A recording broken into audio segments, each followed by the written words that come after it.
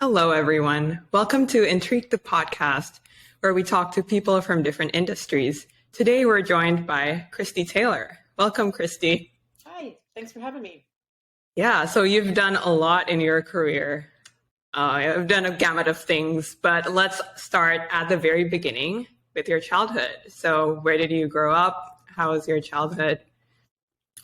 Oh, well, I grew up kind of all around the Midwest. So I was born in Oklahoma, and then we moved to New Mexico and Nebraska and Wyoming. And Oh, wow. to Oklahoma. So now I've been here ever since. So, Oh, why did you move? Was it your parents' job?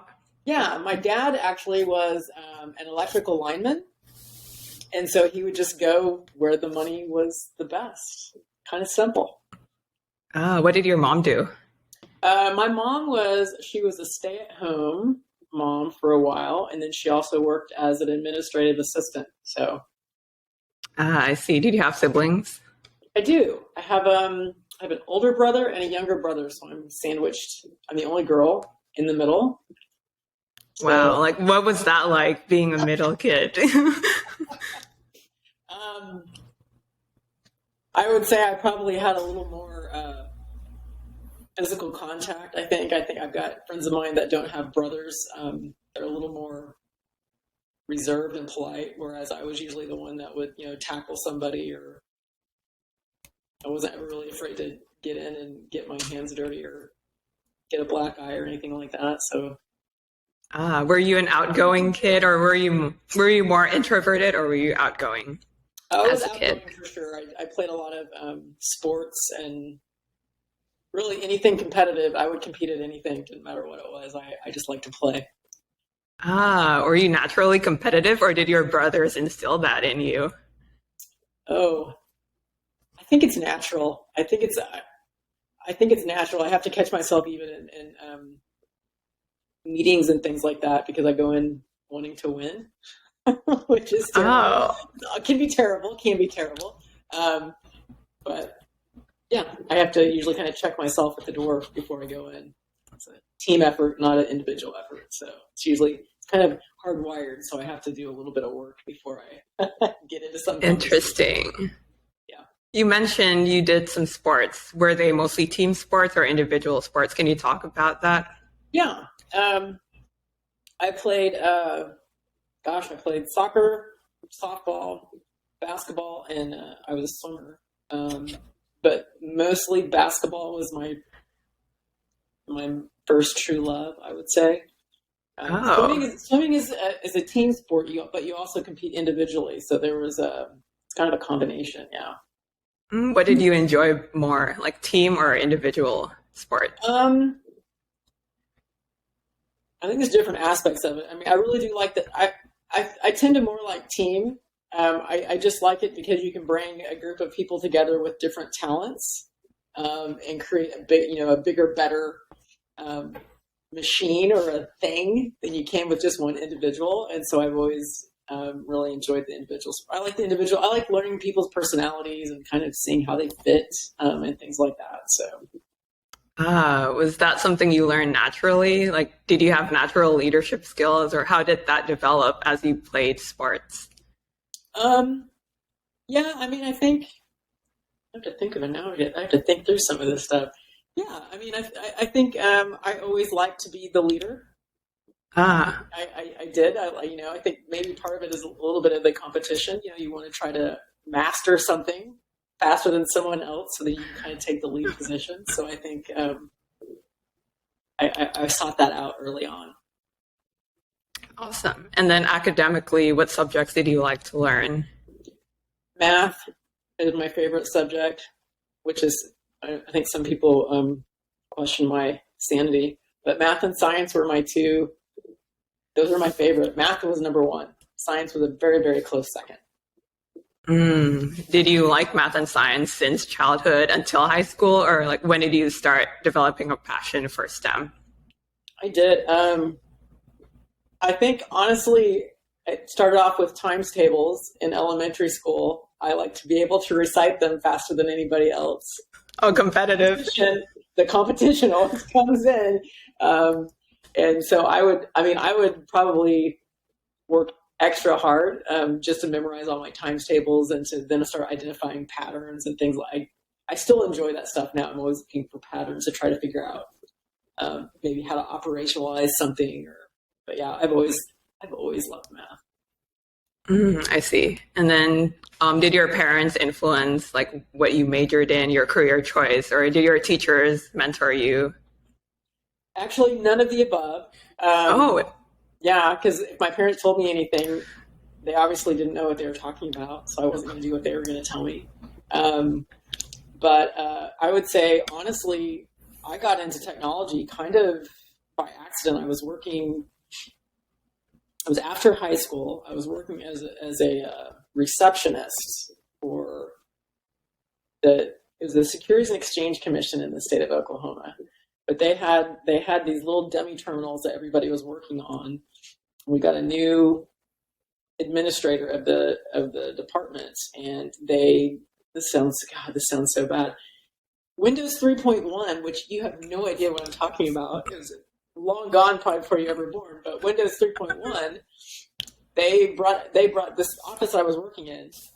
They decided to upgrade everybody to PCs, and they sent us through training. So I learned all the very basic stuff, even the basic Microsoft Office. I have to think about what year this was. This was in the 90s. It was a long time ago. Wow, before I was born. Yeah, and so it was just kind of luck of where I was working, and then when I was pursuing my degree, it was just kind of the hot thing at the time, and that's how I got into it. So it really wasn't I had no mentoring. It was I just kind of got led. Oh, wow. So did you know what you wanted to major in, like coming into college? Like, were you undeclared? I don't even remember what my major was when I first started. I think I changed my major. I was a very indecisive person. I changed my major probably 4 or 5 times before I landed on anything. Yeah. And how did you determine where to go to college? Well, that was based on economics. I didn't have a lot of money, so we have a local college here where I live, and I went to that. So that was literally maybe a mile from my parents' house. So I lived at home for quite some time while I went to school. Eventually moved out, continued with my education. I went off and on it took me 10 years to get my undergraduate degree. Okay. I didn't really take it seriously at first. And I still was so unsure about what I actually wanted to do when I grew up that, I don't know, I just had this, I didn't want to pigeonhole myself into anything. So I just kind of took my time. I wouldn't necessarily recommend that approach, but that's what I did. Oh, tell me about those 10 years. Like, what did you do? How did you discover yourself? Oh, yeah. Yeah, man, that was a long process. So I actually moved out of my parents' house. I bought a house. That was probably the one smart thing that my parents did guide me to do, is I bought a house when I was like 24. Okay. So I had this house, and then I was working full time. I got a job on a help desk at a local hospital. And I remember it paid, I think it paid $12 an hour, and that was a lot of money.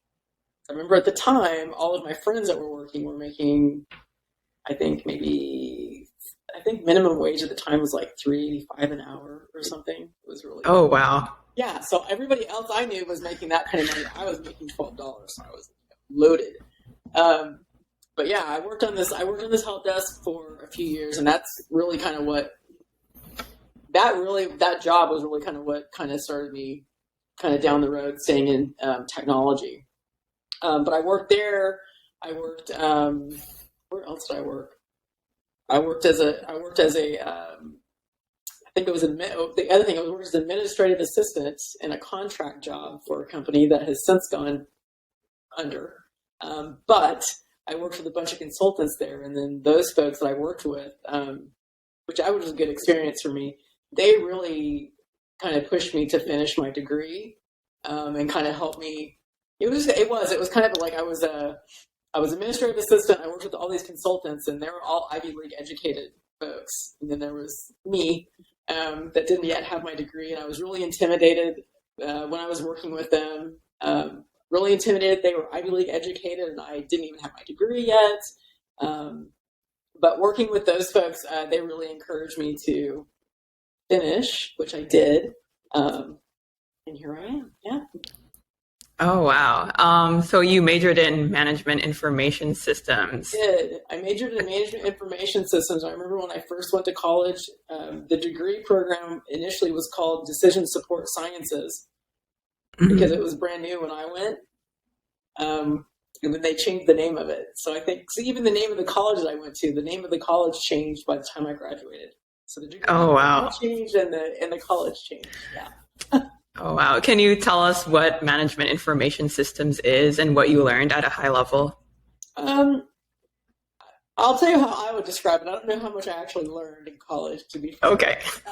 I think, I honestly feel like I learned probably the vast majority of what I do on the job. But to me, management information systems is really taking a look at a business, an organization, and trying to apply technology to it. So if I were to go into a department and understand what their pain points are, I may recommend an application that they want to implement, or I might even change their processes on how they're doing things. It's kind of a combination of technology and process. That's the way that I look at it. It's interesting. Oh, is that why you worked at a consulting job? Because that's what it seems like to me, right? Helping companies. It dovetailed really nicely with that, and I think just with where I was working and who I was working with, I think really kind of helped cement my degree program. Cool. So this was like at the end of college. What were you thinking with regards to your post-college plans? Oh, well, I was hoping just to find a job. And I would say, like, in the state of Oklahoma at the time, there were not a lot of technology jobs. We had a few big employers, and they had been doing layoffs. So I initially started as a trainer. It was the only job I could find. What kind of trainer? Software. Oh. I was just teaching. I started off teaching desktop applications, which I knew those, kind of like the back of my hand. And then I knew that well enough that they asked me to take a sales position, which I'm not a salesperson. But again, like all the other companies I worked for, they also went under as well.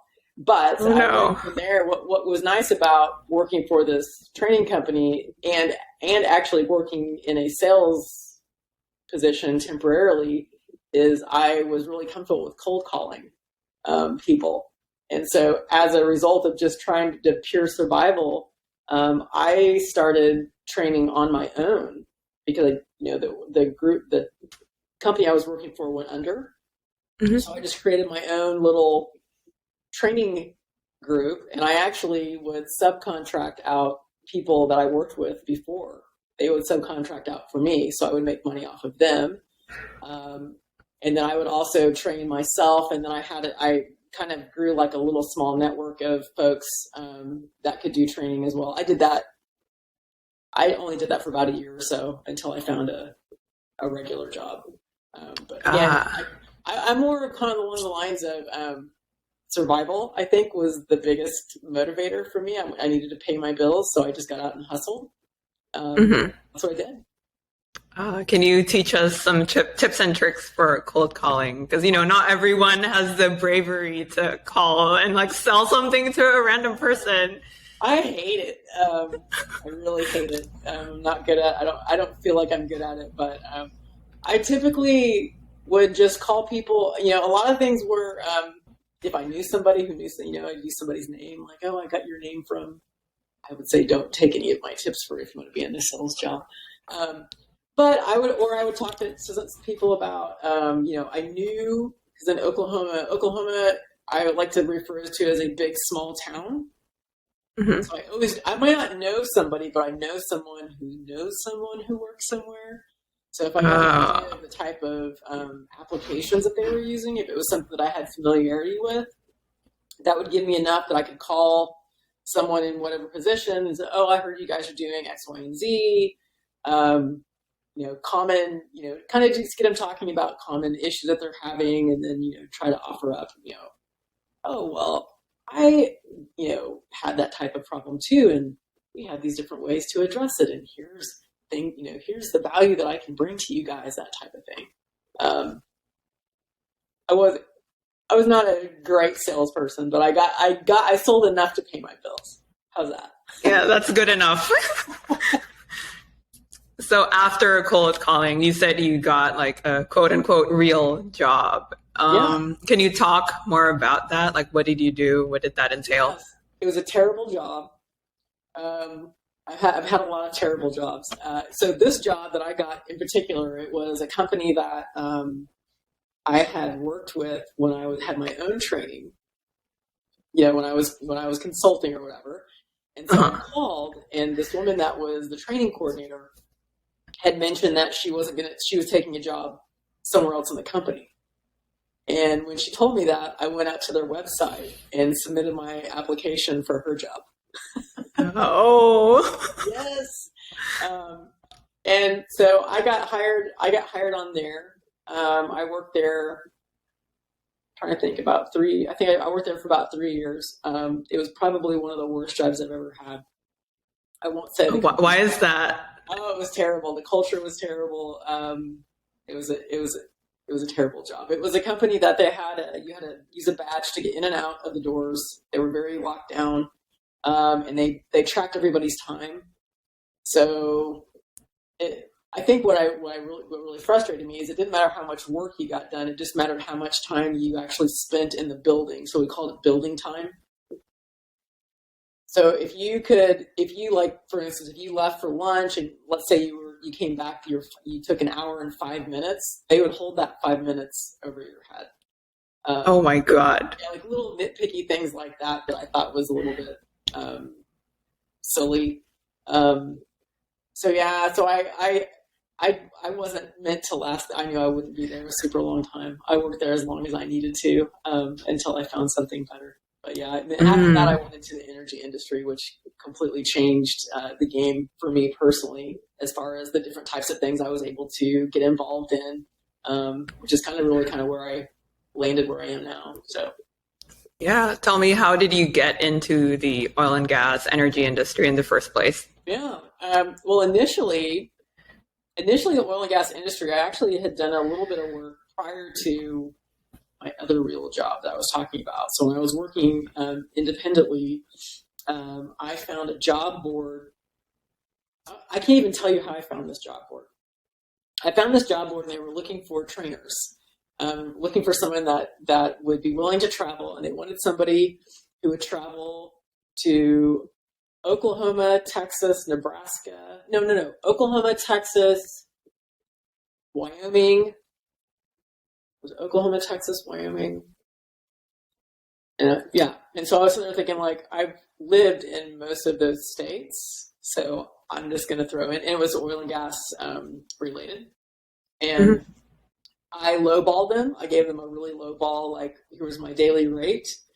And they picked me up, and then I got there. I was there for about 2 weeks, and then I renegotiated my daily rates. I just want to get my foot in the door and prove what I could do, which I did, and then negotiated my rates up where I needed to be. And I think I did that for a couple of years, and that was for an oil and gas company that was on the servicing side. So they talk about, you have different areas of oil and gas. So you have exploration and production, which is mostly where most people are familiar with. And the company I was working for, the servicing side. So this was like the side that they may contract the workers that come, the rig hands that come and work for you, or they may even rent the rig or any of the equipment that oil and gas workers need out in the field.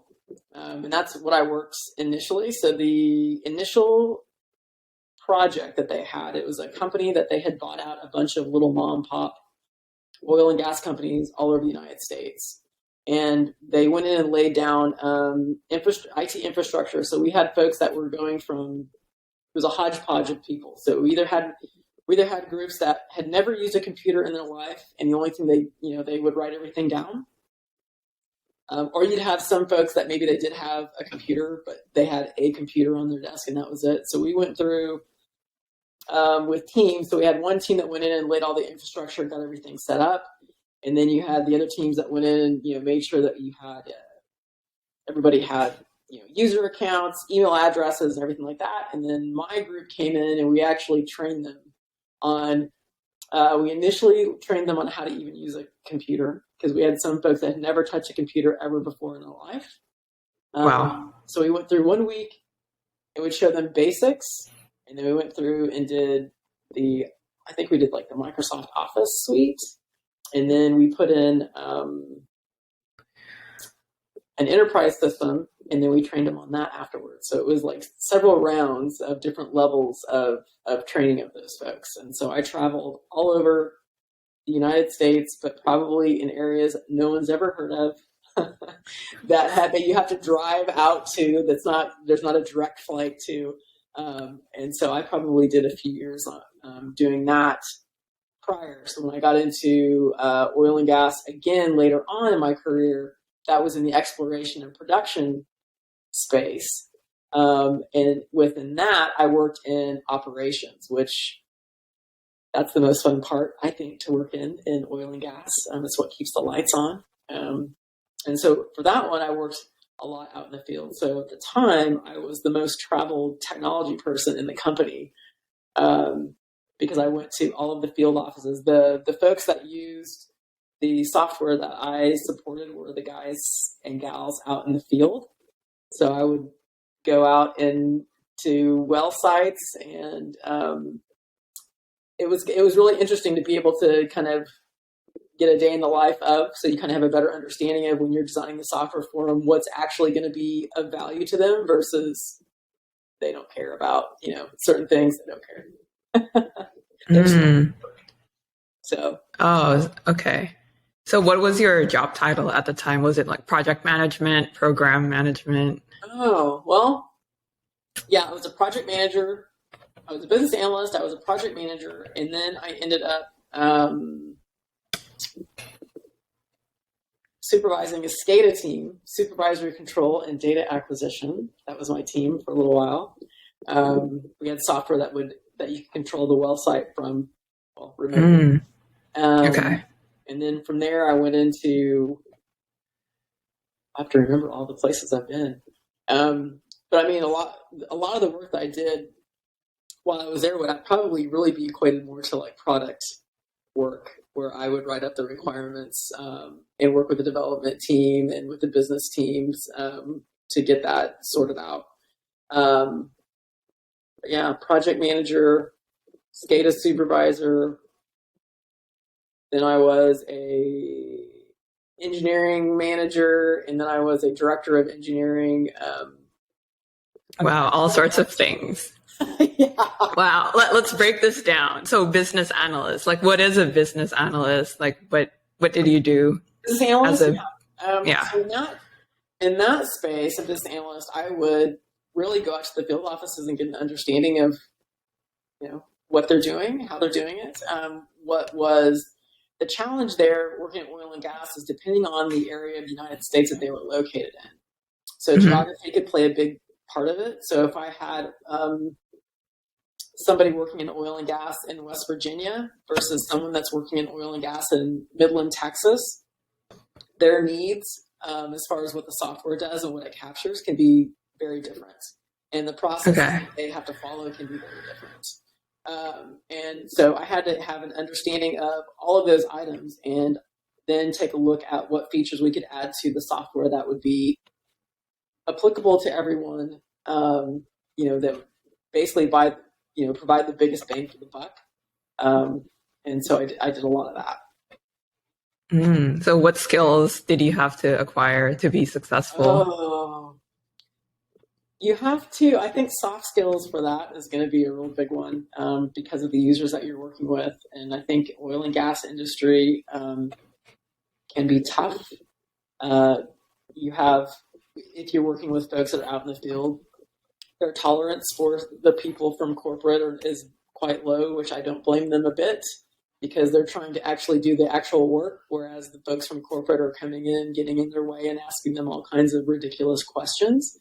So I think it's really important to know how to read the situation, but also understand where to, I really like to meet them where they are. I don't want them to come meet me where I am. So for example, when I was working out in the field a lot, like during the summer, I'll give you an example. So like during the summer, and especially in the southern part of the United States, it can get really hot. And if you have the lease operators that are working out in the field, they may want to start at 4 or 5 o'clock in the morning, because of it's so hot during the day that it makes it really miserable. And when I would contact them and find out when would be a good time for me to come and meet with them, their initial was like, well, you're not going to like what we have to say. And I, like, okay, so when would you want me to be out there? Like, what if we said 5 a.m.? I said, okay. If they said 4 a.m., I would be there at 4 a.m. I'm there to make their lives easier. I'm not there to make their lives harder. And so I think it's really important that you understand that and that you respect it. I think that there's a lot of mistakes that I've seen on folks. Oil and gas might be extreme, but I've seen other folks where they really feel like when they go out to a well site, or if they go to a business contact, they really want to make them kind of, I'm going to come in at this certain time on this day and you should be there. They don't take into account that, maybe that interrupts a really important part of their day. And so I really try to work in that way. How do I accommodate them? I don't want them to have to accommodate me if I can help it. Because you're eventually like helping them as well, yeah. Right? Well, it goes a long way too in relationship building. I think that's another thing that's really important, and especially, honestly, I think building software, I think reputation is everything. So if I'm contacting somebody to ask them questions, I don't want them to avoid my calls. I would rather them go, oh, it's her. I want to talk to her because she can help me. And I think that what worked out well is, after spending quite a bit of time out in the field in different locations, and building those relationships, some of those folks that maybe weren't much of a technophile to begin with, they would email me or even call me with ideas that they weren't doing that before. And that was one of those things that was like, I want to know any idea that you have, as dumb as you think it is, or if it's something that's really trivial, because if it solves a problem for you, that may end up solving a problem for somebody else in the company that they weren't even aware of, because they just don't talk to each other. So like, were your customers people inside the company, or were they external? Yeah, my customers were internal to the company. So okay. We had, at the time, I'm trying to remember how many folks that we had. I think I had between, if I'm remembering correctly, I think I had, I'm going to say it wrong. I thought I had between like 3,000 to 5,000 users for the application that I was supporting. So we had several lease operators all over the United States that were using it. Oh, wow. Yeah, it was a lot. And you had even there, you had, with the application itself, you had the lease operators. So those are the folks that were out in the field that were gathering all of the production data. So anything that's sucked out of the ground, oil, water, gas, whatever.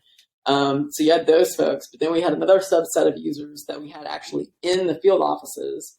Those would be like your production assistants. They're basically auditing all of the data that comes in from the folks out in the field, and they're making sure that that production data looks good, because then once they audit that production data, then that information would then flow to the folks in corporate.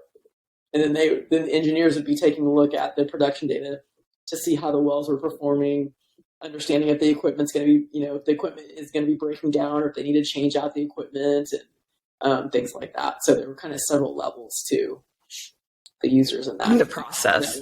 Gotcha. Yeah. What were some of like the most common problems that you faced, like, from drilling the oil to like the end of the process? Yeah. Honestly, of everything that we did, I think the most common problem was communication.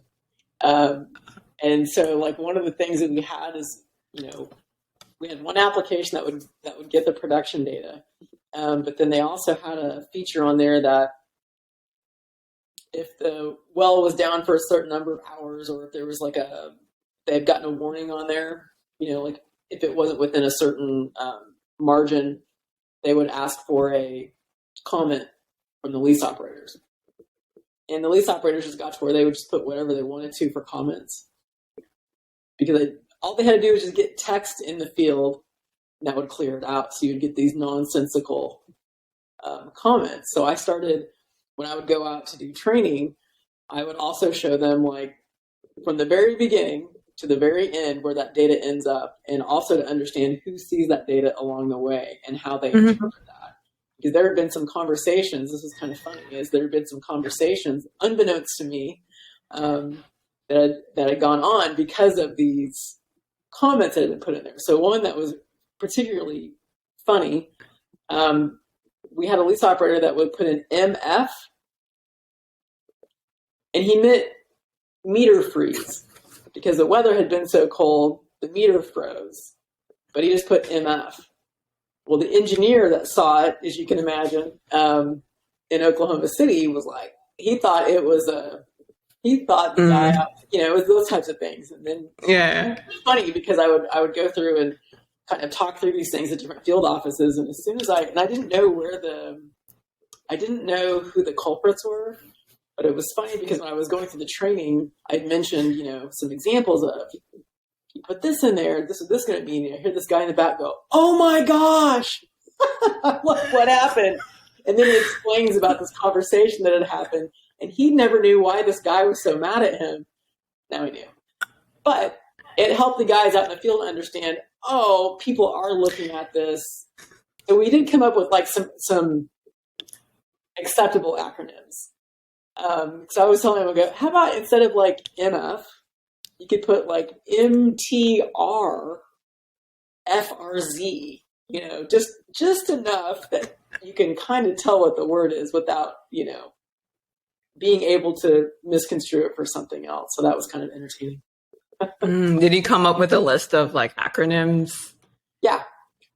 So I would work with because there's on the different field offices, depending on the type of production they were doing, they had common issues. Like a meter freeze was common in certain parts of the United States, and so we would come up with things that were acceptable that everybody could use. Awesome. So we talked about business analyst and then project management. What was the difference between a BA and a project management role, and how did you acclimate to the new role? Yeah, project management is really more oversight, right, of an entire of a project or whatever. So business analyst is more like an individual contributor to that, project. Project management, and you're working a ton with stakeholders to give them an understanding of, okay, here's where we are, here's where we want to be, and here's when we want to be there, and this is how we're going to be there. But then also communication, letting them know if we're running late, if we have something that we need support on, we have a block on something, we need somebody else to come in and help remove that block. So there's again a lot of soft skills, a lot of stakeholder management, tons of communication. I would say that's probably the vast majority of the project management, in my opinion. Awesome. Can you explain, like, for concrete, like a concrete example of a project in the oil and gas industry? Yeah, I did one for an energy company. One particular one for an energy company here that I ended up working for in a contract position for a while. They did an upgrade of WellView for the entire organization. What's WellView? WellView is used by drilling groups. So they're taking a look at everything that goes on with the well itself. Don't ask me all the details. Drilling was not my area, Okay. I focused on the area that was after drilling. So once they drilled the well and started producing, but this application in particular was used for the drilling group.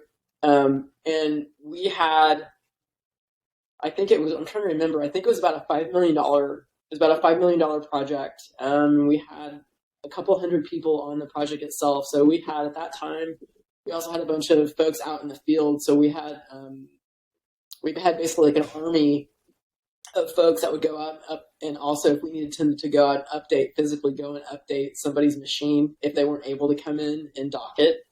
And so we just had it was a pretty big undertaking. I just remember that was probably my most successful one as far as my estimation. I think we got within 2 weeks of the original date, which is not bad. So I think we started in like September, and I think we ended in like March of the next year. And then we were only off, I think, of $5 million. I was only offered by $20,000. I'm never going to get that good again, I don't think. But yeah, so we had tons of we had work that had to be done by the project team that was located at corporate. So those are the guys that were actually managing the application itself. And then we had all of everything we had to do with the field offices and coordinating all of that and coordinating all the folks out in the field that could actually update those. So we had a variety of different ways that we had to get everybody's computers updated, depending on if they had a desktop or a laptop, depending on where they were physically located. So we had to plan all of that out. So it was a pretty big undertaking. What did you attribute to that success? I think we took the proper time to plan it out. And that was the thing I think that's kind of what bites a lot of people up in the bum to begin with, is everybody kind of rushes to start execution without taking enough time to actually plan everything out. But to look at even, when are people actually going to be available? Then you have the buffer that you need to put in there, sick days, any type of emergencies. If the system goes down, you have all kinds of things that can go wrong. So you have to try to figure out, what your buffer is going to be, and then getting the time that you need with the different technical folks to make sure you're able to break the work down, and going through that we went through that several times in great detail just to make sure that we hadn't missed any steps. And we also had lessons learned from the last time that they had tried to do that. And that was one thing that I did benefit from immensely, is the project manager that had done it before me had kept really good records. So I had gone back and the lessons learned and incorporated that into the project plan that I did. So documentation. That's usually not the case. Usually you go in and you have nothing to start with. So wow. A lot, yeah. Do you then start documenting for the next person who's going to do it? I did, okay. Yeah. And I think at that company, they had everything in Microsoft Project, which I'm not a huge fan of Microsoft Project, but I kept all my stuff in there. So nice. Cool. So congrats. Thanks. So project management, program management, what's the difference? So project can be typically one project, and a program is just basically a mini projects. Oh, wow.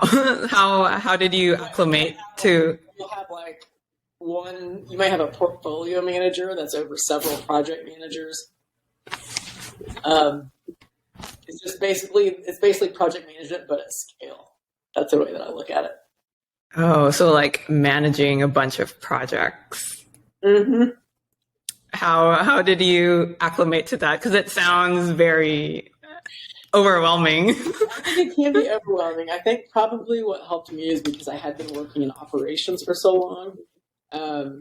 Because before I even went into that, at the prior oil and gas company, I'd worked in different facets of operations. So SCADA is different than production capture. So everything you're capturing from that's being produced. So all of the different applications that we integrated with, I also was very familiar with the different lines of business that were associated with each one of those. So going into program management was pretty easy for me because I already had familiarity with those different areas. Which I realize that's some folks don't always have that either. I was lucky. I was lucky in that respect as well. So, did you plan out your career, or did it happen like accidentally? I still haven't planned out my career. I'm not, which sounds really bad. I don't know. I've been planning. I feel like I've been planning all of my life, but I didn't plan my career. Everything. Wow. Well, I worked as an engineering manager, and I don't code. Wait, how did that happen? Like, why did you want to become? Tell me about it. Even like going back to when I first went into a leadership role, and I was going to be supervising the SCADA team. It's a very technical team. Yeah, very technical team, and I hadn't even planned on applying for the job. I didn't even think I didn't even think about it, to be honest. And the way, I guess what had happened is when the guy that I replaced, I had worked with him before, and when he was leaving, he had been asked, if there's anybody in the company, like a project manager or somebody that he would recommend, because they really thought they wanted somebody with project management skills. And so he recommended me. I had no idea. And they approached me about the position. And I thought they were crazy to ask me to do that. And I thought, well, okay. And when I talked to my boss about it, she was very supportive of it, actually. And I would say she's one of the reasons that I got into leadership. So I will always love that about her. But she encouraged me to do it, and I threw in for it, and I got it. So I think initially I was petrified. I was the only female, so I was managing all men. Were really young guys. And I was fortunate in that I had a really great team that had a lot of patience. But I also studied my bum off. So if we talked about anything during the day, I would take notes and cram at night and just do as much as I could to get up to speed so I could hold conversations with them. And, the other thing too is I didn't want them to feel like they had a leader that came in that had no clue, which I kind of didn't. But I wanted to make sure that I at least demonstrated that I was going to get there. And I mean, I think as far as like, even on the engineering side, I got a job, for a company. So I had stopped, I was no longer working for, local oil and gas companies. And, this position popped up, and it was just kind of funny. They were looking for a project manager that understood SCADA. I've never seen a job listing with those combinations ever, and I'm pretty sure I'm the only project manager in the state of Oklahoma that understands SCADA. So I went ahead and threw in for it, because I thought, if I don't get this job, then there's something wrong. But I landed that job, and it was about a month or so, probably about 3 months later, they promoted me to the engineering manager job. And I think mostly it was because the boss that I had at the time went to a different position, and they just needed a warm body. That's what I say. I mean, I did do things that got me there, but it was one of those things that, again, I didn't think I was the right person for the job necessarily, but I really excelled there. And the whole part of it was because I did understand the oil and gas domain very, very well. And I do work really well with development teams. I always have. And it's, I'm not a developer, but I typically have a better, I have a pretty good way of understanding technical concepts, understanding, I'll ask the questions to understand, how do things need to be sequenced, or maybe they can help me explain something to a stakeholder, or maybe I'll even bring a developer with me from time to time. And so it worked out well. I mean, I think a lot of it has to come from actually having been a business analyst a million years ago. I can write user stories, any of that kind of stuff. I can help people understand how to break it down and how to communicate better with the engineering team. And I think that, again, the communication piece of it, I think, is what's really helped me. Is I've been pretty good about understanding who all needs to be involved in the communications, who needs to be notified of certain things on the engineering side and on the business side as well. So. Okay, so how did you help the engineering members? Because you said you didn't code at the time, right?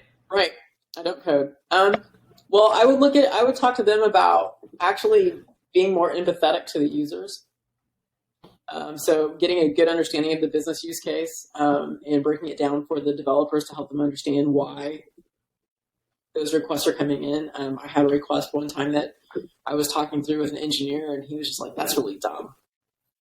Like, I can't remember what they were wanting to do, but he just thought that was really dumb. And so when I gave him a little more context about the job itself, the conditions in which they were working in, and the types of decisions that they were trying to make, and how they need to make them, then he understood, like, oh, okay. So I've always kind of been the glue in between the engineering team and the business side, that I've been able to kind of be the conduit to help them. The translator. Yeah, kind of, yeah. Wow. What kind of leader were you at the time? What was your style? I just like to be fair.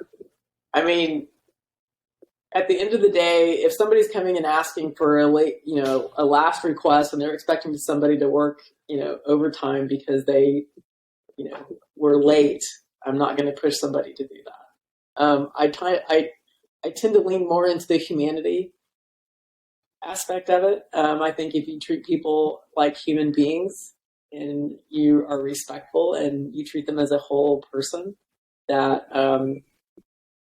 they'll slay dragons for you.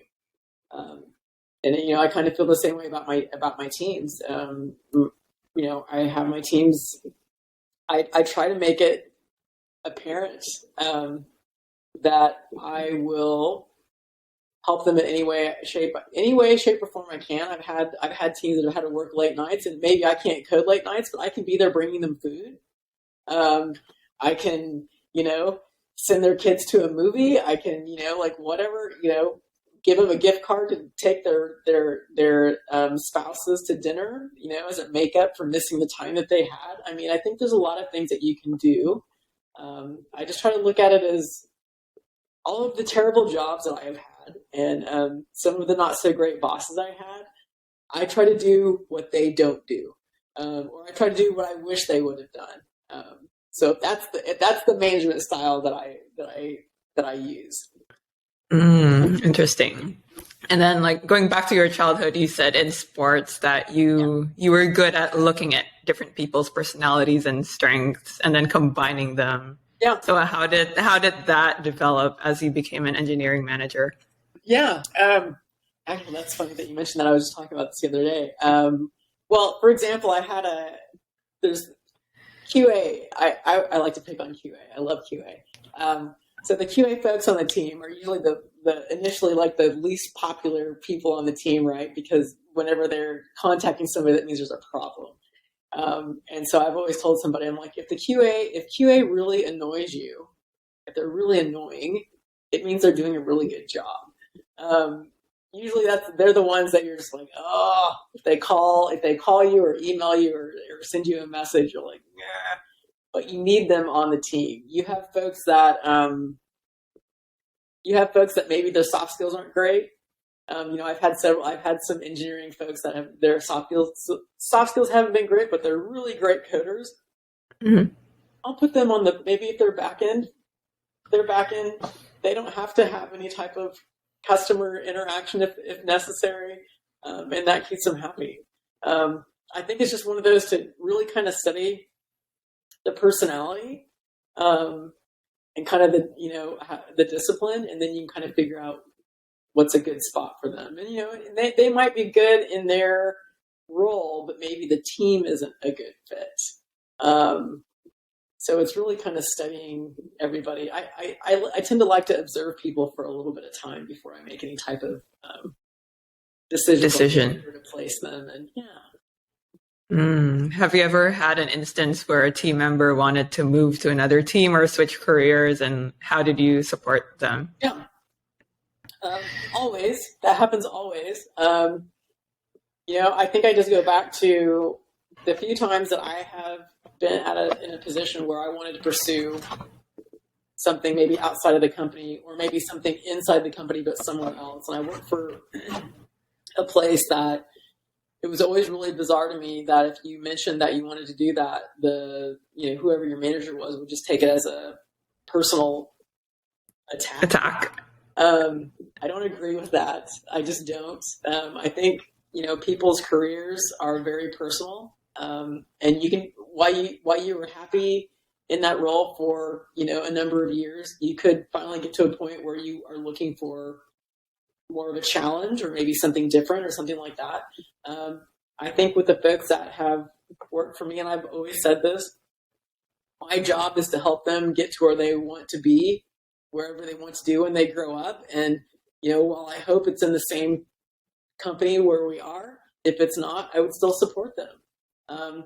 It doesn't do me any good to, throw a fit or try to throw roadblocks out there for them. If somebody really wants to pursue something, why wouldn't you help them go for that?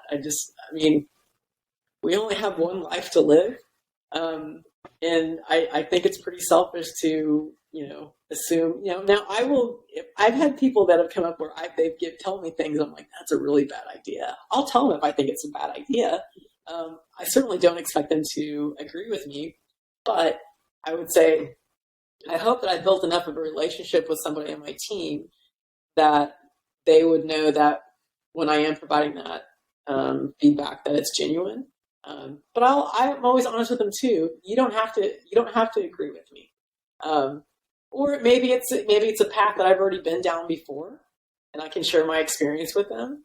I'll do that as well. But I always support them. I just think I don't think anybody wins when you try to prevent somebody from going after something that they're interested in.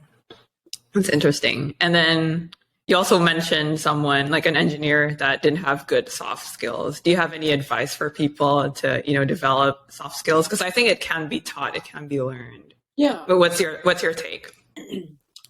Man, it's a tough one, and I think it's one of those you have to be open to it, and you also have to be open to looking really deep at yourself.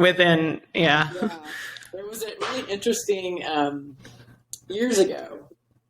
I got certified in some of the Franklin Covey stuff. This is a long time ago. 7 Habits of Highly Effective People. That was like my favorite one. I got certified to train that. And as part of this training, I could train this workshop, but they used to, I don't know if they do this anymore, but they used to have a 360-degree review. Have you ever done one of those? No, I've not. I've heard of those, but I've never done it. They're great, although I have a really thick skin depending on what you do with that. But 360-degree review basically is I'm going to assess myself. I'm going to have people that I work with assess me. If anybody reports to me, I'd have them assess me. And if I report to anybody, I'd have them assess me. So everybody around me. And then you compare your scores against what everybody else thinks of you. So there's areas where you will score yourself high and they'll score yourself low. And that's where you're like, oh. But I would say it was interesting because one answer, because for the most part, mine were pretty close. I wasn't too out of my mind. Well, at least like my perception versus their perception. But there was one in particular. There was a question about, do I respect other people's time? And I rated myself very high. And I had somebody not rate me high at all whatsoever. And my initial reaction was I was going to be really upset. I was just like, it's just a human thing. You're like, oh, how dare you, whatever. But when I took the time to think, when I let my ego go, because that's the other part, you got to let your ego go. Uh-huh. I took the time to think about the interactions I had with this one individual that had rated me. And I really thought about it in context with respect of time, and she was right. Because what I would do is I would send her an email, and then I would immediately walk over to her desk and be like, okay, Where's the thing? Whatever. She's in the middle of something. Like I just had this expectation that, I sent her this email. So, I mean, obviously she should be dropping everything and attacking that. But it was one of those, when I started thinking through some of those things and really be honest about what I did and how it could be perceived in a certain way, or how it actually was, I changed the way that I behaved, and it improved our relationship. And it's just one of those, part of it is you've really got to be open to scrutinizing yourself and being okay with seeing things that maybe you are not that proud of. But I think with the intent of, okay, now that I am aware, what are things I can do to improve that? And I think, like, for example, I had this one developer in particular who was really tough soft skills. He had a really hard time with soft skills. And I had observed him. I listened in on a phone call between the team that I had here in Oklahoma with the team in India. And he was really abrasive in the calls. And when I had a discussion with him, I also had to explain the cultural differences between the way that we communicate versus the way they communicated in India. And Americans were pretty abrasive. We're very abrasive compared to a lot of other cultures. But I had to kind of explain it to him as like, if I'm going to get on a call and I feel like I'm getting attacked every time I get on that phone call, what's the likelihood that you're going to join that call again? What's the likelihood that they're going to come to you with a problem because you're just going to you're going to say things or make them feel inadequate? Who wants to sign up for that every day? So I just think on some of those, self-reflection is probably the biggest challenge I think that a lot of people have, but I think it's one of those that if you actually take the time to do it, you'll learn a lot about yourself. So self-awareness and also asking people for feedback. Yeah, absolutely. And it's awkward at first. I went through to get certified, to train that. I went out to California and I sat in on, we all had to do our 360 assessment and then they were going to give us the results in that session. And I remember one person really struggled. They got the results. I don't think they came back after. Oh no! That was just like they were just done. So it can be tough, but I think sometimes it's we all need a kick in the pants every now and again. I think it's good for everybody, honestly. Awesome. So, engineering management. How did you transition to the engineering director role? Did you want to become a director, or what happened? Of course. Yeah. So what was cool was it's kind of a neat, I don't know. I think it's a neat story. I was working for a company. They embarked on kind of a new venture in creating software for oil and gas. And my team, I found out was on the chopping block. I had known this for a little while, and I was very stressed out. I was very stressed out about it. And there was a company here in Oklahoma City that I had actually worked for, that we had an engagement with. Another team was involved in that engagement, and just because of geography, that is the only reason. They reached out to me and asked if I would help manage the project. So I had learned that the assumption was that myself and my team were going to fail, and then that would give them what they needed, and they were going to get rid of our team. We did not fail. We actually got it. We actually got it going, and salvaged the whole project. And just as a result of that, I got promoted to the director role. Oh wow! I'm trying to think. That was That's probably a good solid 6 months or more of some pretty intense work. We did some good work. I was very proud of my team that I had then. They did awesome. Yeah. Yay. And how was that transition for you? It felt the same as being a manager. Oh, really? Yeah. I think the only thing that I felt that was different, I think, was like the paycheck. I think everything else was kind of the same.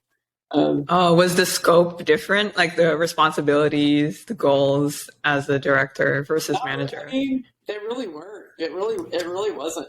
And I think that's been a few times, like when I've gone up into different levels of leadership. Sometimes it's just how it is. You're already kind of doing it, and then now you get the title. Sometimes pay comes with it. Sometimes pay doesn't come with it. It just depends. But yeah. So what did you do as a director? There's all these big things that happen. Not so much. So yeah, what did you do as a director? What was your goal in the role? Oh, well, my goal in that role in particular was just to get a few more teams established, but the entire organization ended up going away, so that didn't work out. Oh no. That's what happens with oil. That's an oil and gas thing too, though. Oil and gas. Oh, really? Yeah. Wait, why? Why do companies just go poof? This one in particular, I will not say the company. Yeah, it's fine. I'm trying to think. It was like not long. I had not been with the company. I'm trying to think. How long had I been with the company? I've been with the company for about 6 months or more. And the CEO, this is like the second CEO that I've had that different companies that have had problems, but this one in particular, this CEO came under scrutiny for I think spending practices and some other things. He was going to retire, and then they were like, you know what, you can just be gone now. And so they just put him out the door. And then after that, it was layoffs, and I think the guy that came in behind him, he only lasted a few months, and then they got a different CEO. So there was a lot of turmoil going on, unbeknownst to me prior to stepping into this role. And then they spun up this whole new organization from the CEO that got ousted. And then that was kind of the writing on the wall for us as well. But how did you deal with politics, like tough bosses and things like that? What tips do you have for our audience? Try to remain calm. Stick to the facts.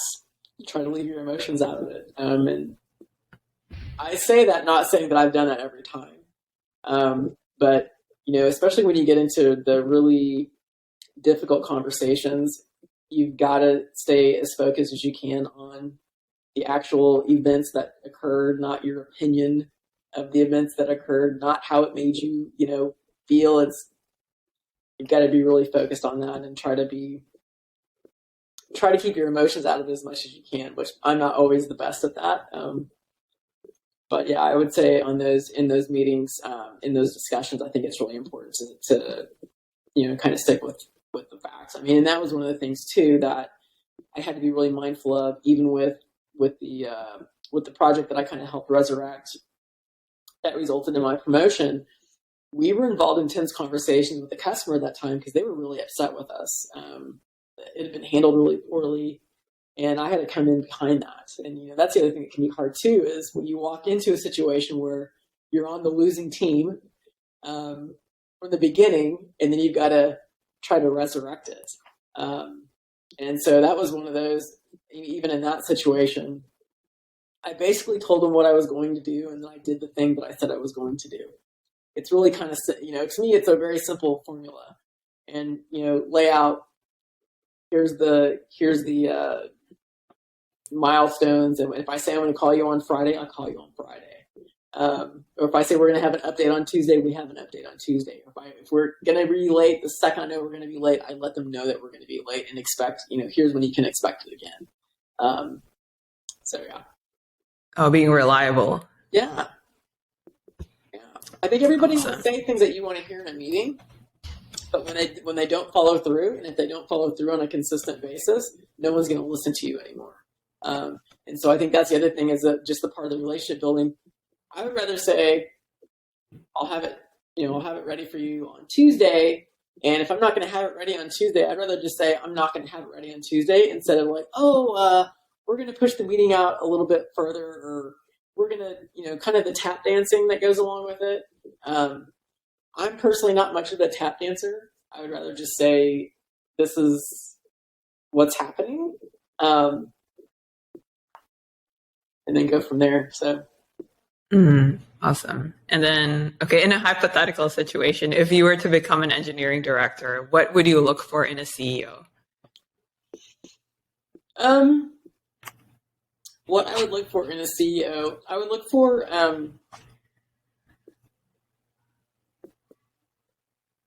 I think, a strong vision and a strong understanding of how to execute it, but also someone that can put a team together, but knows how to get out of their way.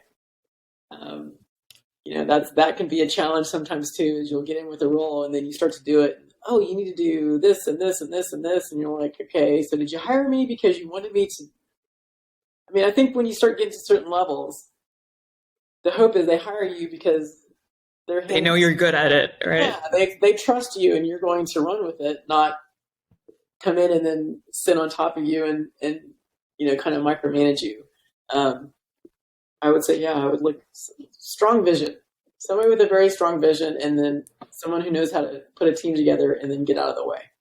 That's what I would look for. Cool. Yeah. Awesome. And then you did your MBA, correct? Mm-hmm. What value did you get from your MBA, and why did you do it in the first place? Good question. Why did I do my MBA to begin with? I'm trying to remember. It was one of those, I just felt like I just needed to do something in addition to what, I just didn't feel like my undergrad was enough. I know that's probably not a great answer, but at the time that I was getting my MBA, I was pregnant. I was going to school in a night program, and then my husband was getting cancer treatments in California. Oh no! Working full time during the day. So that whole I did a year accelerated MBA program. It was, I look back now, that was just an absolute blur. I had so much going on at the time, but it was, at the time it was one of those, everybody at the time that was kind of moving up in organizations, they had an MBA, and so I got an MBA. Did you regret it, or were you happy about it looking back?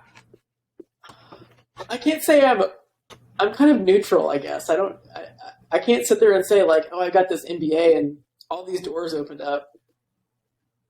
I think at the time I got it a $5,000 raise. I wasn't making that much there to begin with, so the $5,000 was whatever. But I think it's one of those that it's helped me. With other leadership roles, I think just that having the MBA, I think helped, but I don't know. I'm kind of neutral on it. I don't know that I don't think it's been anything that's really been a catalyst, but yeah. So how would you say you developed your business sense? Was it through experience? Absolutely. I think some of it was, initially, when I talked about kind of having my own consulting and where I was, training and stuff myself, I learned a lot. I learned a lot with that, just even understanding, when you're how to invoice a company and make sure you get paid on a certain time, or establishing relationships. I think, the other thing too is all of the traveling that I did, oil and gas. I came across so many different personalities. I've encountered so many different weird, fun, scary situations that you can think of.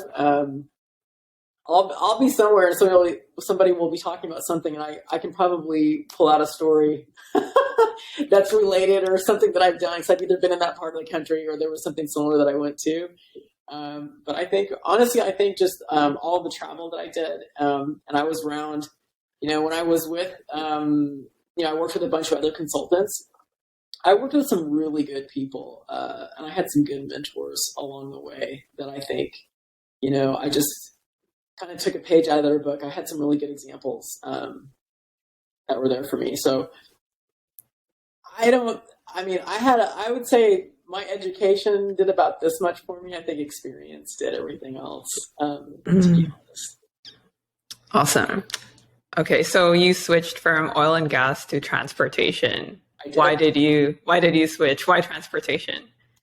Nothing to do with it. Was a job that was open. Okay. I had been working. Well, I'd been working that was when I was a director of engineering, and then that job was going away. And I had 2 jobs at the time. Well, no, two or three. One was with the same organization. I could have stayed there and made more money. And then I had an opportunity to work with a small oil and gas company that they were kind of a startup. They're no longer. But I went with them I think I was there for maybe 9 months or so. And they were getting ready to lay me off. They were laying a bunch of people off. And I saw this role, and they wanted somebody that could code. And I thought, I wasn't going to go for it. And then I thought, why not? Why not? Yeah. So I threw my resume in, and being in Oklahoma, the hiring manager saw this one company's name on my resume. There was another guy that had worked for the same company. And so he asked him if he knew me, and that guy did know me. And that's how I got in. So he's the reason I got my foot in the door. I'm the reason I got my other foot in the door. So I went and interviewed. I interviewed with the hiring manager and who he reported to directly, and then I also interviewed with a few members of the development team, and it was a really good fit. From the very beginning. I got to say that's one of the few times where I've come in and talked to a team that I felt like I had been there the whole time. We got along like peas and carrots. So oh wow, it was a great fit, and I really enjoyed my time at that company as well. I really, really did. I think I met you. I met a lot of really great people that I still hear from. But yeah, so transportation wasn't the draw. It was the engineering manager aspect of it, and the possibility of working with an engineering team. That's one thing that I do know. Regardless of wherever I go, going forward, I want to be around an engineering team. I may not be an engineer, but I want to be around an engineering team. I really like working with I love working with smart people. I love working with the different personalities. And the other thing that I like being involved in software engineering is all of the different cultures that I've been exposed to. I've met people from all different countries. I've learned about all different types of cuisines, traditions. It's one of those, I feel like it's really enriched my life. I just wouldn't have it any other way. I just think if I worked in an office, if I worked not in engineering, it just sounds really boring. I don't know if I would enjoy it. I need to have the variety. I love having the variety of people, and I don't know. And I like having some of the people that don't have soft skills. I sometimes get along with those people, so I enjoy it. It's just I don't know. I'm just very drawn to variety. Yeah, I really am.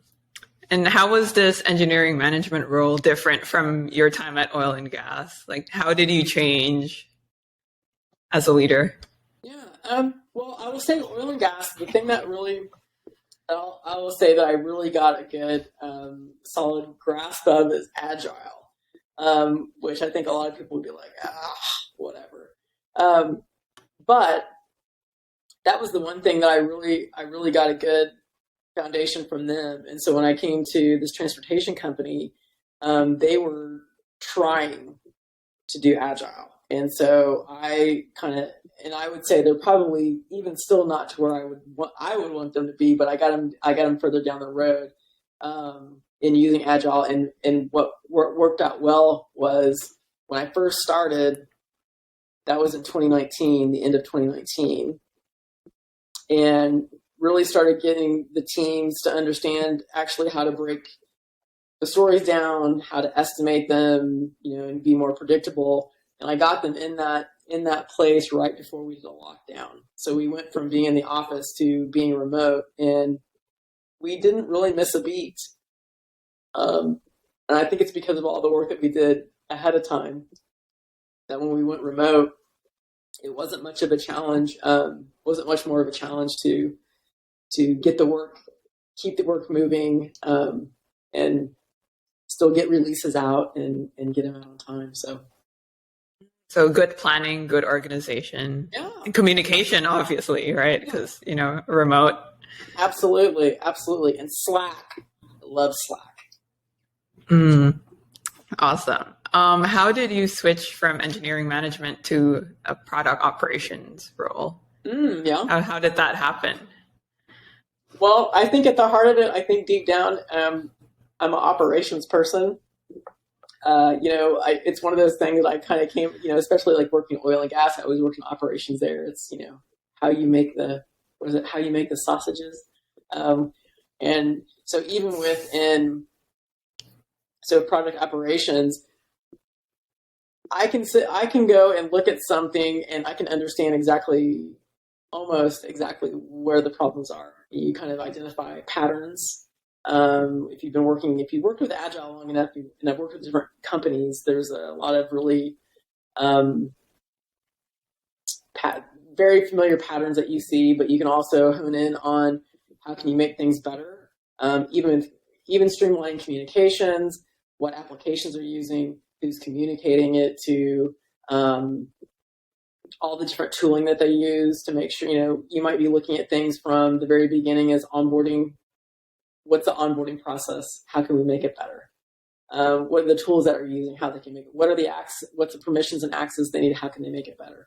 And then when we're looking at it from the product operations aspect of it, are we predictable? Are we getting things out when we say we're going to get them out? I'll be looking at the testing aspect of it, the handoffs between engineering and QA. It's really almost like you have a human machine that you're coming up, creating. I always have this like assembly line that's in my head. So when people talk about software, I'm thinking about like a physical assembly line. And so I'm going through and designing different processes to get them going. So that way, if anybody steps out of it, it'll continue to go. And then I'll step out to another piece of it and do the same thing. So I'm looking at every aspect of it is when the requirements come in, how do the requirements come in? Who's logging them? Do we have templates for that? I mean, there's all these different little details that you can do at each step of the way along the software development process that you can improve it. And that's how I got into product operations. Oh, that's like your consulting background from college. Yeah, it's like everything. I didn't know it, but all of these years I've been slowly like getting, different pieces of armor without even. And you didn't plan it. No, that's kind of the whole thing. Is none of my career has been planned. I wish I could say that I had planned it. And I would make it sound like I had been very strategic, but I just kind of went with where it took me, and I've been enjoying the ride. So I don't know why I should change the formula. Cool. I want to switch the topic to women at work. Have you ever felt like you struggled because of your gender in your career? Yes. If so, how? If you're comfortable sharing. Oh, absolutely. I would love to talk about this. Oil and gas, I think probably really underline that more than anything else. A lot of times I would be the only female. I've had comments made about my appearance. I've had comments. I've been asked about what my husband thinks of my occupation, or I've been asked, gosh, I can tell you all kinds of stuff. I'm pretty passionate about this, actually. I've had, what was a few other things that I had when iPhones were first kind of a thing. And I had an iPhone, and I was in a business stakeholder's office, and we were going through apps that we use on our iPhone. And he was asking me about some apps I was talking about. It was a grocery store app. And I said, yeah, it's great because I can put things on the list, and my husband gets them, and whenever he goes by the grocery store, and, I kept talking, and this guy's like, what did you just say? He was really bothered. He was really bothered. Oh my God. That my husband would do grocery store shopping that I wouldn't. And it's not that I don't go to the grocery store. It's more convenient for him. I do it every now and then, but there's been a lot of things like that. I've had to listen to coworkers at lunch talk about a female as she's walking by, describing her appearance and what they liked or didn't like about it.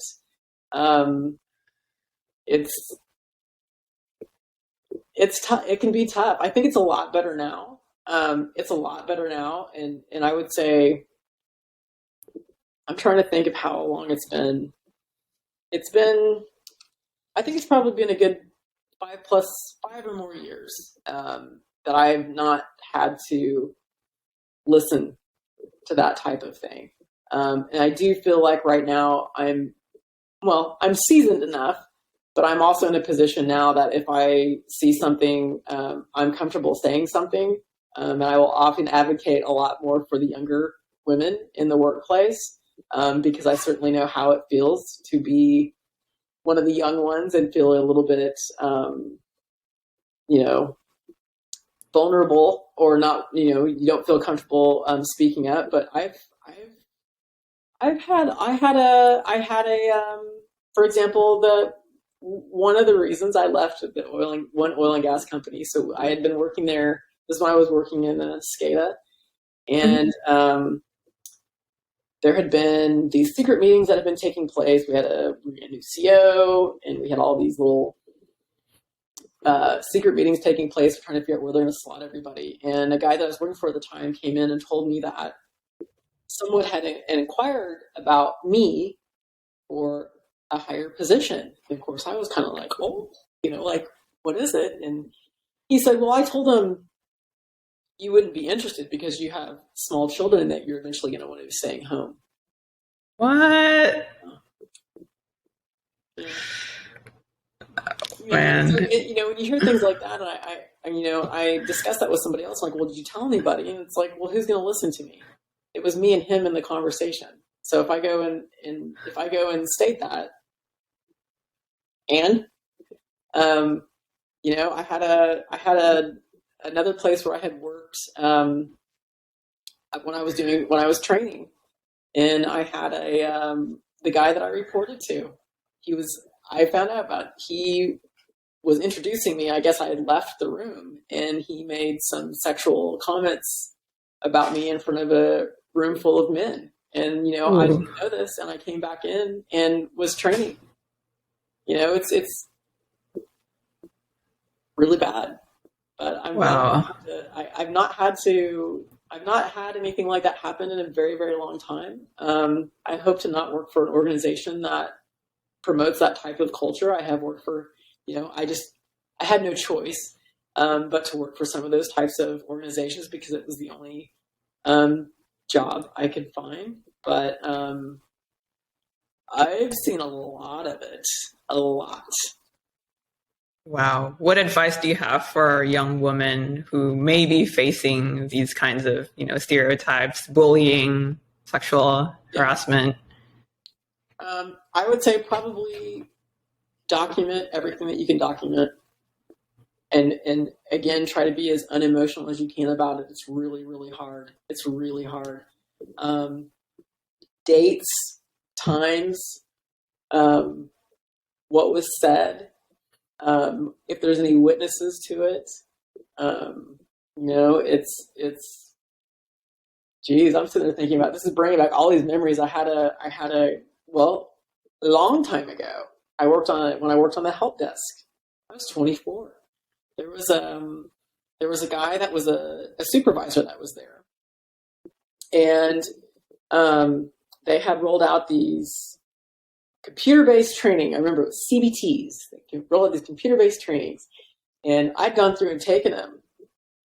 And I had aced a bunch of these trainings. So I'd gone through. Because I was really trying to just anything. I guess 24, I would do anything. I wanted to try to move up in the organization. And he came to me because I had the last shift on the help desk. I was the only person there at the time. And he came to talk to me about, yeah, I saw you were taking these tests and you're generally well. And he was asking, are you looking to try to get into, and it was a group that was under him. And I was like, yeah, that would be, that would be amazing. And he's like, well, I'm going to go have dinner. If you want to just continue talking about it, we can go have dinner. Okay. I didn't know.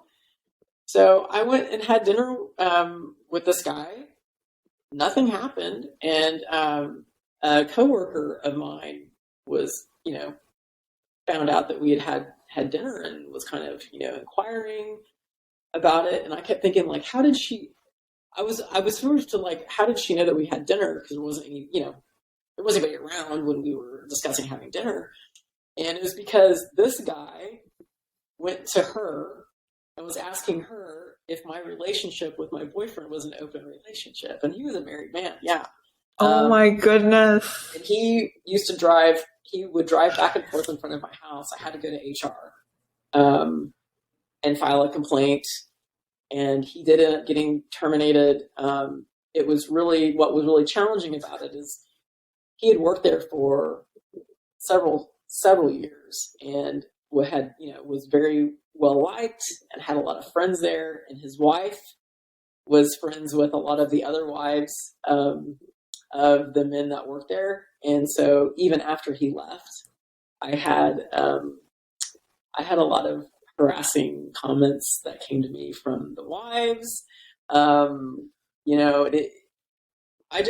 don't know. I think probably that, and really that experience, I mean, I've had other experiences, but nothing as bad as that one. That one was really bad.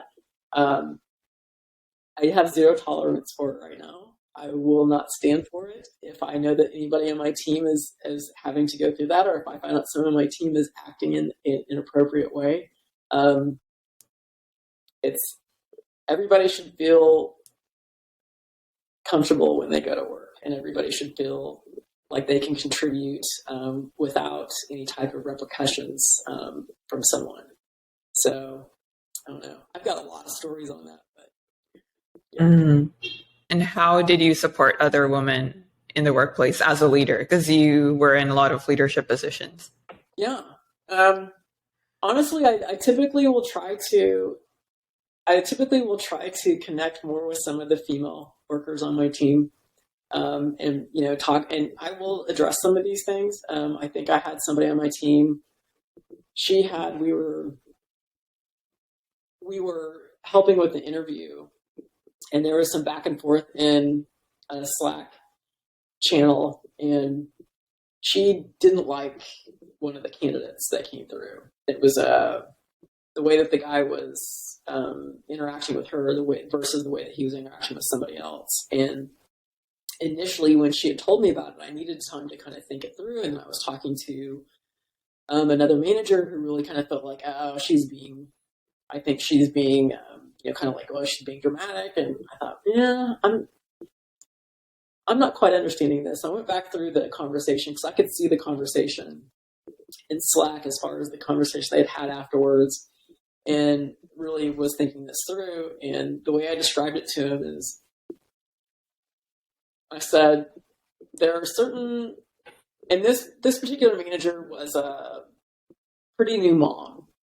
So she had a little bit of, feeling a little bit vulnerable of, it can be, you feel when you've had a child, sometimes when you're at work, it's considered a weakness. It can be considered a weakness. I'm not saying it should be considered a weakness, but it's one of those, okay, I've got to go attend to my child. Or you have, some of these folks that are like, they're going to burn the midnight oil and they're going to, get all this work done. And you're kind of like, well, I could, but now I've got a child now. So after 5 o'clock, I need to attend to them. I can't be pulling all nighters. I can't, do that kind of stuff. Anyway, but what I told him is, compared it to, I played basketball one time with a friend's dad. We were playing a pickup game on a court, and I was beating him. And I went for a shot, and he slammed me down so hard that I actually fell to the ground. It was a concrete court, cement court, and I got bunged up pretty bad. It was just such a jerk move to do. And it was one of those, when I was explaining this story to this manager, and of course he's like, why are you telling me this story? I love basketball. I love it. And if I have an interaction like that every time on the court, I'm going to stop playing. And I told him, I said, this is the same thing in that type of respect, in that type of realm, is she enjoys this. And when, you have a male that comes down and acts that way, it's like getting slammed on the basketball court.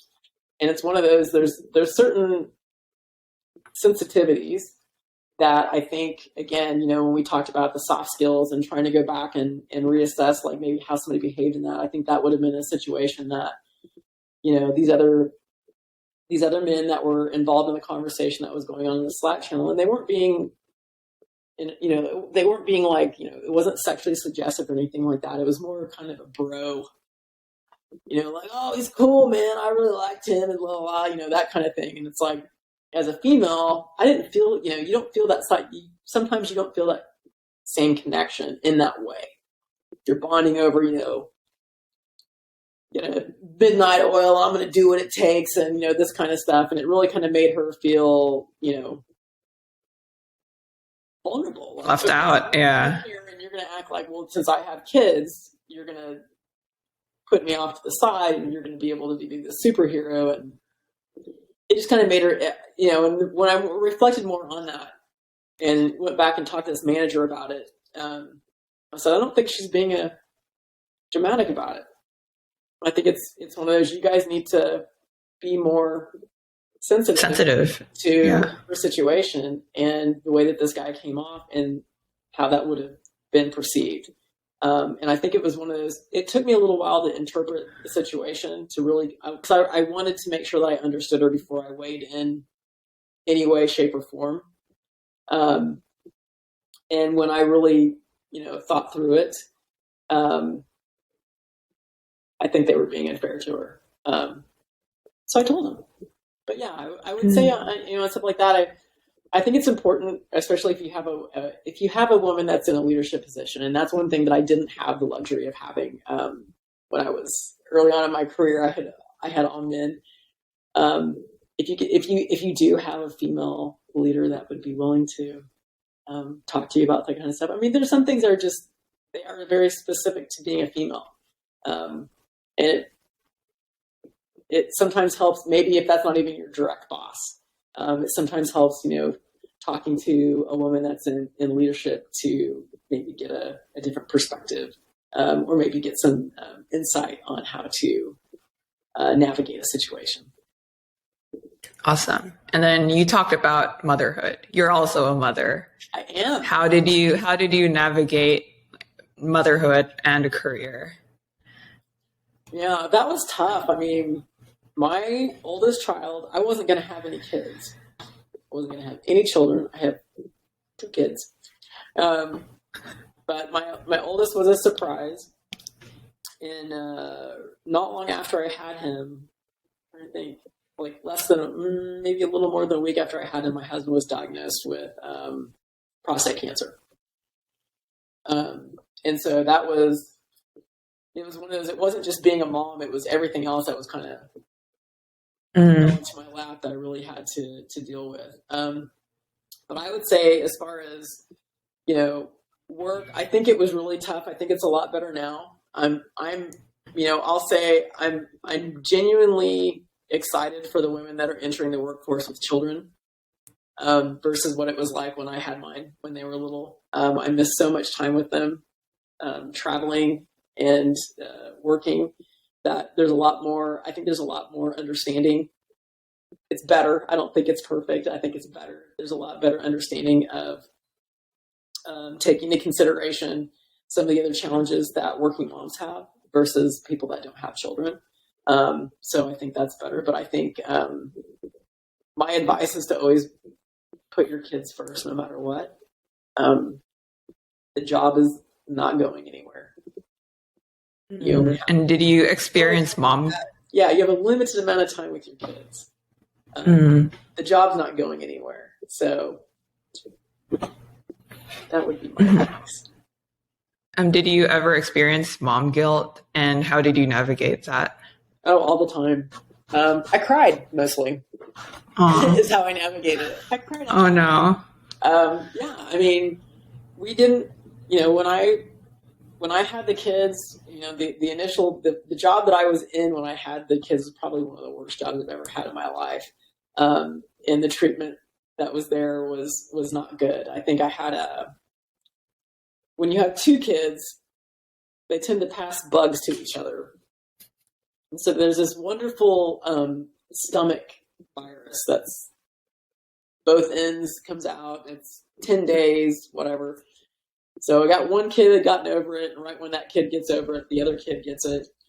That kid gets over it, then the first kid gets it again. It was one of those things. I was in one of those like spirals, and I had very little sleep, had been sick kids or whatever, and I finally got back to work, and I worked at the position where I was. They would never tell us how much sick time we had, which I always thought was bizarre. I guess because they didn't want us abusing it, but I just never really had any idea. Do I have a week? Do I have a day? No one would tell me. And so I had to miss a few days with my kids being sick, and I finally got back to work, and I was just exhausted. And my boss said that someone made a comment about checking to make sure that I didn't have a tan, because they were insinuating that I had actually been laying out getting a tan instead of what? Like, oh yeah. And not long after he said that, my husband called, and my son had gotten really sick at school, and I just got up and walked out. It's like, I'm just done. Oh my God. Yeah. Shouldn't be like that. If anybody does that to anybody, just find a different job. Awesome. Speaking of finding different jobs, you switched careers many times. Yes. How did you determine when it was time to move to either a different company or a different role? It's just a combination of things. One is the bad one. So if you're just not aligned with leadership at all, that's probably a sign you should find something. Get out. Yeah. I mean, you can stay and fight. It's not very fun. I wouldn't recommend it. It doesn't get you anywhere. But I would say, yeah, you're not aligned. But I think the other aspect of it is that, you're not being challenged, or you're looking for a new challenge and you're just not getting it where you are. Maybe it's, a combination of company culture and maybe who you work with. I mean, the people you work with, you spend a lot more time with them than you do your own family. So it's one of those that if the chemistry isn't there, that can be kind of tough to stay in the job too. But yeah, usually if any of those things are at play, I'm typically I'm thinking about my next move. Awesome. And then do you consider yourself a generalist or a specialist? Definitely a generalist. Was it because... I think I can specialize maybe agile, but I don't know if that's really a specialty. But yeah, I think we're probably a generalist.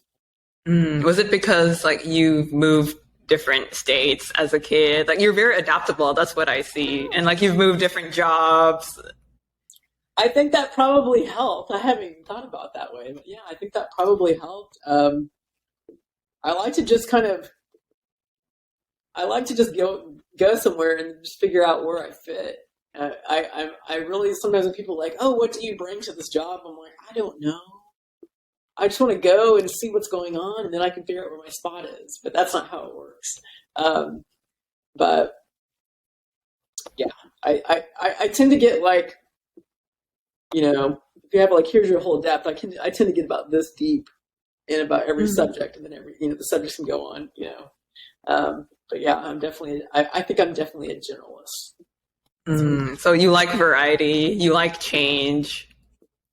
Like, what advice do you have for people who may be like resistant to change?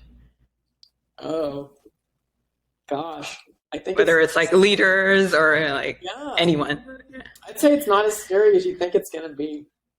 I think the biggest hurdle is right here, and I mean, I'm even talking about this with my own family. Both of my brothers are in the middle of job changes, and I've given them a hard time because I think like my older brother's only had like 3 jobs his entire life. I've had way more than that, and my younger brother is about this. I think it's really my whole family, because I'm kind of the anomaly in my immediate family. Is all just I'm the only one that works in technology too, so that probably explains as well. But I always like looking for new. I like new challenges. I like going where I'm needed, where I can help. But yeah, I would say most people that I have talked to that have some type of fear of changing, they have overblown it in their head. It's not as big of a deal as what they're making it out to be. So just do it. Just start. Yeah. Jump in. Awesome. And then looking back, like from childhood until now, like, would you consider yourself successful in your career? I don't know. It depends on how you define success. Yeah, how do you define success? Defining success, I would say I can still be a good mom and a good wife and a good daughter and a good sister. I think that's success. If I'm a good friend. I think success is being at the right company with the right people with the right culture. Lucky enough to find something like that. I think that's successful. And then they say work hard, get lucky. What percentage of your success would you attribute to luck in your career? Let me think. I'd say 35%. Luck. Can you explain like where that luck came in and where the hard work came in as well? Yeah. Well, the luck, like when I was working for the state agency that switched from dummy terminals to computers, that was like the first one. I learned early on, before a lot of people my age had the opportunity to do that. So I think I got lucky there. Honestly, when I kind of struck out on my own for a while, I don't know if that was really luck. I think that was hard work. I hustled a lot. But I think also like when I was hired on by the energy company here and they were doing agile and they were doing it right. I think that was lucky because I've seen a lot of places where they've not been doing agile correctly. But I think just from that alone, that knowledge and that experience has really what's taken me to where I am now. And I've been able to pretty successfully work with different software development teams. I've been able to help mentor product folks. So I think but I think the rest of it is work. I mean, I joke around about having all the jobs, but I've not been without a job for, I think, the whole time. I think by choice, 2 weeks. Oh, wow. I got laid off. I think the most, even when the downturn at oil and gas, I was only out of work for 2 weeks. That was it. I hustle. I hustle. I can survive. I can always survive. So survivor, hustler. Yeah. Well, I mean, part of it is you got to be open to change. open to change, but not all. I think the other thing too is like even talking about change is when I, made director at that one role, and when I went to go look for other positions, I talked to recruiters. They were only looking for director and above. I'm like, why? I can go anywhere. I don't have to. And I think the other thing is, don't be married to a title. Mm-hmm. I'm really not married to a title. I mean, it's nice to have a nice title. If you're at a party or something and somebody asks you what you do, you can sound really important. But then after that, I don't really. But I mean, that's what kind of helped me too. Is when I got to director, it's because I went from being in a leadership role, I went back down to being an individual contributor, and I jumped back up. And I've always managed to. I try not to have an ego around that. I'm not saying I don't. I try not to. Mm-hmm.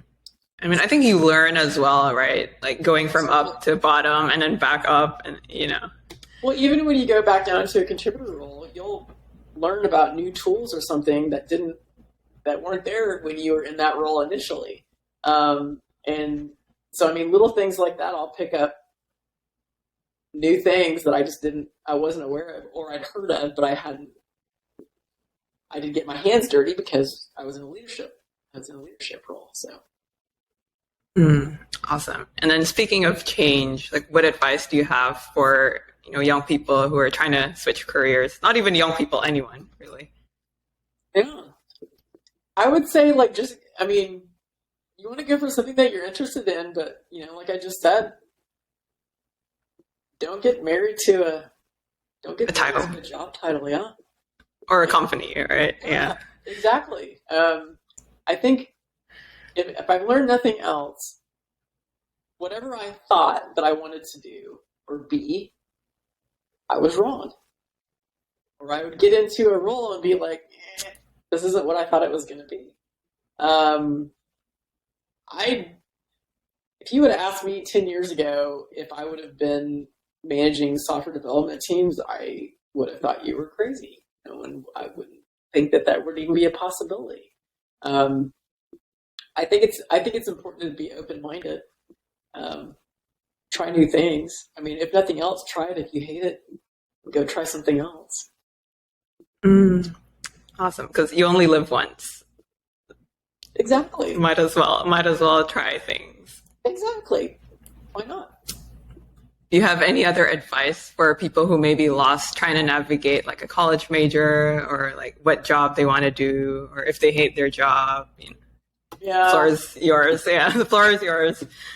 Yeah. I mean, gosh, I think as far as if you're really hating your job and you're really miserable, figure out what your exit plan is going to be.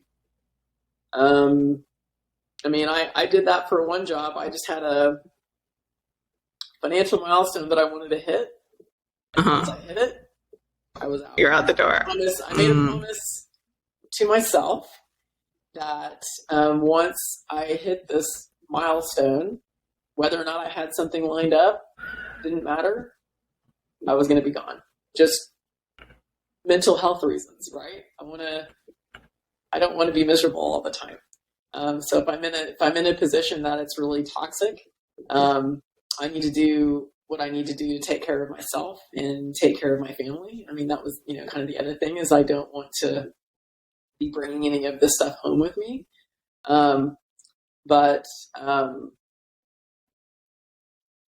Yeah, I mean, I the other thing too is Oklahoma is really can be really challenging if you're looking for a job within Oklahoma, which I don't think I'm probably going to do that for. I probably won't ever look for a job in Oklahoma again. But like for a job market like Oklahoma, everybody knows everybody. So you always have to be very stealth when you're doing any type of job search. Really mindful about like how I do things on LinkedIn and who I talk to, and it has to be all these like backdoor channels. And that's one of those things is like, if I'm looking for a job, I like to do it in kind of a vacuum. So I don't have anybody try to change my mind. So I'm kind of like, once I've decided to start looking, there's no going back. And I believe that's true with anybody. Once anybody starts thinking about leaving, they're gone. They're gone. And it's one of those things that I think it's, again, it's a personal choice. Now, if there's something that, can be done at the company where you are, to change your mind, then you need to be vocal about it. I don't think it's ever a good idea to start looking, have something lined up, and they're like, oh, but if we could save you, what could we do? And you could say, well, there's this one thing, and they could have done it. You could have had that conversation earlier. Yeah. And I think that's the thing too, is I've had positions where I have gone to them and told them I'm not happy, and these are the things that are happening. And when, if it was a situation where they said they were going to do things and it just didn't come to fruition, I leave. And I don't leave mad. I'd rather just be, straight about it. I'll tell you what, the situation is and how it can be remedied. And if it can't be rectified at all, I'm not going to hold anybody. I'm not going to be angry with anybody. I'd rather just know that, so then I can make plans for myself to move on. And I think you can do it, even if it's in a toxic situation. I think you can still do it in a healthy way, where you don't leave too much scorched earth behind you if at all possible. So, as you said, like, stay unemotional, stay calm. Yeah. Right? Well, and that's or try. Yeah, and and that's the part that's a little bit of that's a trick, right? It's a mental trick. Mental game, yeah. I've had some situations that when I thought about the meetings, I've emotional, and I think about it and I tear up and really think things through. When I get in there, it's like I just turn into a machine, and start talking through it and stay focused on the facts. That's helped me out tremendously. But yeah, I would say if you're looking to make a change, get your plan in place, how you're going to do it. Make it a good plan. Leave a transition. Do everything professional, right? But ultimately, do what's best for you. Awesome. And then you talked about mental health. It matters to you. What matters most to you in life, and why? I think as far as career goes, I think work-life balance, which sounds very cliche, I think it's really important. I think it's important that if somebody on the team is having a tough day, to support them in that. I think that's what I've been really pleased about, kind of the change, or at least the change I feel like I've seen over the past few years, and it's probably with pandemic stuff, and people are getting a lot more, introspection and really evaluating things in their life. But I think it's one of those things that, how nice would it have been when you're really struggling to have somebody at work going, hey, I know you're having a bad day. How can I help? How can I support you? Can I take something off your plate? And why don't you go take a break or something like that? Those are the types of situations that I feel like you can really build relationships with people on the team when you do things like that. I had a guy, he didn't work for me. And we worked together at a company, and he had gone to, I remember specifically he was out of town. All I knew was he was out of town, and there was something that came up. He was a developer. There was something that came up that he was the only one that knew the area of code, and his manager was really kind of pushing him to get to do it. And when I found out the situation, this guy the reason he had gone to New York is he had to go search for he had to go identify his mom. She had passed away. She had some mental health problems. She had passed away. He had to go identify her, and he had to go collect her belongings. She had lived at several different homeless shelters. And, when you think the gravity of something like that, someone's having to deal with that, and then they have somebody going, hey, that code that you wrote, it's like, what the heck? Yeah. So even at that situation, I sent him a note and just basically told him, don't respond to anything. Let me, if I can water a plant, feed a cat, whatever I can do while you're gone, And then I went to his manager and, basically told him, don't contact him. You can't, like, just that type of stuff. I think there's so many challenges that people have that normally they would never bring it up because someone might perceive that as a weakness, or, I think it's important that we recognize that people have bad days. And I think it's, and I think the other thing that's nice is if someone came into a meeting and say, I'm not 100%. Maybe I was up late with a sick child last night, or, my mom went to the hospital, or, like my, few months back, my son's appendix burst and he, had developed sepsis. I mean, it was one of those scary. Life happens. I think it's really important that we all take care of each other. And I think it's one of those, if you're at a company that's not providing that type of support, I don't know if that's a good company to be with. Mm-hmm. So care for others. That's what matters most to you. Absolutely. I think about I've had some tough things that have happened to me. I had when I was real young, I had a friend that died in a car accident, and you think about back then, we didn't have PTO. You had sick leave or vacation time. And because she wasn't a family member, because you got days off for bereavement, right? If it was a family member, my best friend was not my family member. And I didn't have any time off. You think about I remember how painful it was to go to work during that whole time. I've had my own health issues. My family's had health issues. You have those kind of challenges. I think it's really important. I think it goes a long way with employees, and it's one of those, if they're having a hard time, I think working with them and working through that time, I think you will have a lot more loyal, happier employees. Awesome. And on that note, thank you so much, Christy, for sharing all of your experiences and giving advice. Thank you so much. I enjoyed it. Thank you so much for having me.